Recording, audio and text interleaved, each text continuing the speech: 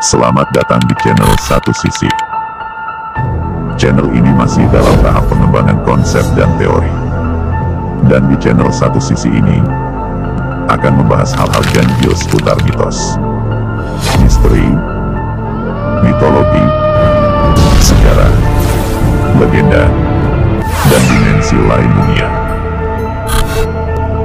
Channel Satu Sisi bertujuan menyampaikan pesan bahwa di satu sisi kehidupan normal manusia, ada kehidupan yang bertolak belakang dan di luar nalar manusia. Di video ini Satu Sisi akan membahas tentang zombie. Zombie merupakan salah satu karakter yang umum dan cukup dikenal melalui berbagai macam film. Mulai dari tahun 1968, hingga kini zombie masih dijadikan sebagai salah satu karakter favorit dalam sebuah film. Zombie digambarkan sebagai mayat yang tidak berpikiran dan bernafsu memangsa manusia, khususnya otak manusia yang dijadikan target santapan utamanya. Namun ternyata, kisah zombie ini memang benar adanya, dan bukan hanya khayalan belaka. Sekarang kita mundur ke tahun 1930-an, tepatnya tahun 1937, di Republik Haiti.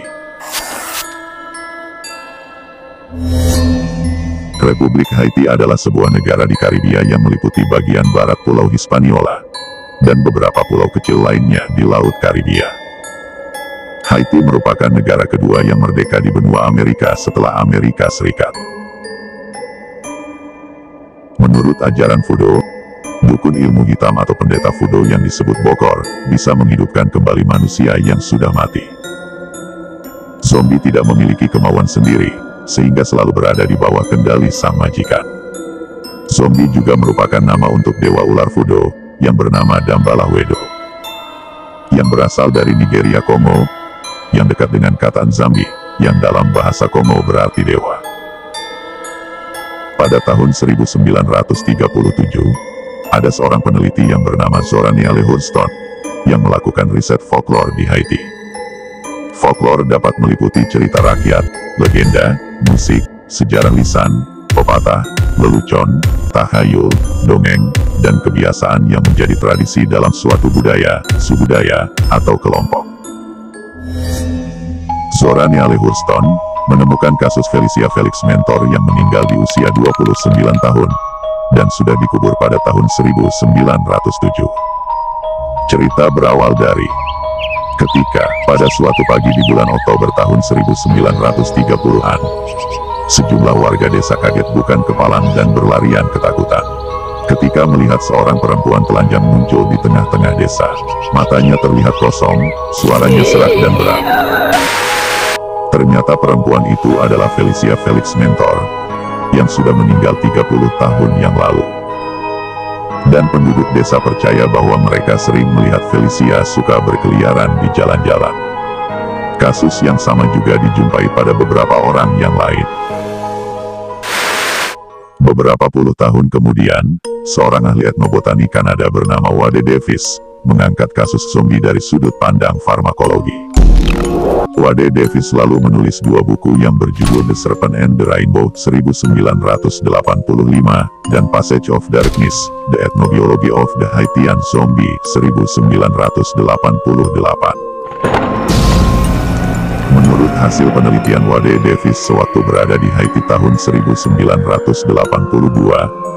ramuan dua jenis bubuk obat yang dimasukkan ke dalam aliran darah, biasanya lewat luka terbuka, dapat mengubah orang hidup menjadi zombie. Bubuk obat pertama disebut Coup de Poudre, yang diartikan dalam bahasa Prancis yaitu obat penyerang, yang membuat manusia dalam keadaan seperti mati akibat dosis tetrodoksin. Tetrodoksin merupakan racun mematikan yang juga dikandung ikan buntal dan ikan fugu, yang merupakan makanan lumrah di Jepang. Manusia yang diberi tetrodoksin dalam dosis nyaris mematikan LD50 sebesar 1 mg, bisa berada dalam keadaan hampir mati untuk beberapa hari, tetapi terus dalam keadaan sadar. Ramuan bubuk obat kedua dari tanaman genus Datura bersifat halusinogen dan membuat orang menjadi tidak memiliki kemauan sendiri. Ternyata memang para dukun atau bokor dengan sengaja mempraktekkan cara pembuatan zombie untuk membuat mereka mati dan gila, sehingga pikiran mereka dapat ditundukkan. Seringkali dukun-dukun tersebut secara diam-diam memberikan semacam obat-obatan untuk mencapai hal ini. Nantinya para zombie digunakan untuk alat mencapai tujuan tertentu. Mereka menciptakan pelayan zombie atau budak. Biasanya ini untuk perbuatan jahat, tapi sering juga untuk membantu pekerjaan di ladang atau perkebunan. Negara Haiti selama ini melarang praktik zombifikasi.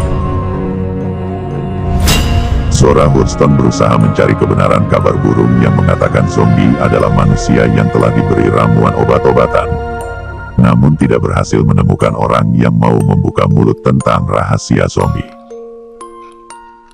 Kepercayaan voodoo masih penuh kerahasiaan yang sulit ditembus peneliti asing. Walaupun sebagian orang Haiti mengakui tentang keberadaan obat zombie. Tradisi dikenal sebagai suatu bentuk kebiasaan yang memiliki rangkaian peristiwa sejarah kuno. Setiap tradisi dikembangkan untuk beberapa tujuan, seperti tujuan politis atau tujuan budaya dalam beberapa masa. Terima kasih, sampai bertemu lagi di satu sisi.